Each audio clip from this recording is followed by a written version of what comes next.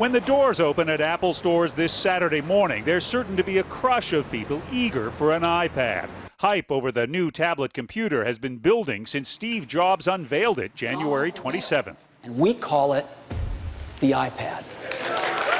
Back then, we got our hands on one. Reading on this device seems much more like a natural print experience. Since then, Apple has kept the device largely under wraps, sharing it only in the past week or so with a very few tech reviewers and the cast of a TV sitcom. His last wish was an iPad. In an ambitious act of product placement, last night's episode of ABC's Modern Family was all about the iPad. Oh my God, you got it! All this time I said I didn't care, but I do care. I care so much. On Saturday, when real consumers start buying the iPad for $499 and up, we'll begin to see whether Apple has changed the world one more time. It's great, and if you're into Apple, it's even more exciting. I think it's a complete waste of money.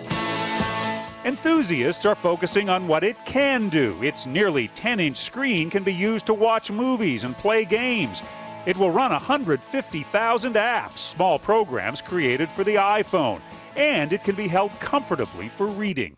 I think this will basically be your new newspaper and your new stack of magazines. iPad doubters are focusing on what it doesn't do.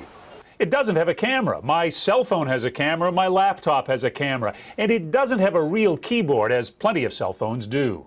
You know, this one actually has a physical keyboard, which a lot of people still want, and the iPad doesn't. So it's hard to imagine why you necessarily need to switch from this to this. Less than a decade ago, the iPod was a similarly new device that took a while to catch on. In 2002, just 376,000 were sold. Last year, Apple sold more than 54 million iPods. Apple's clearly hoping the iPad will do something similar. Oh, who's ready for the first day of the rest of their lives? Undoubtedly, for some, that day will arrive on Saturday.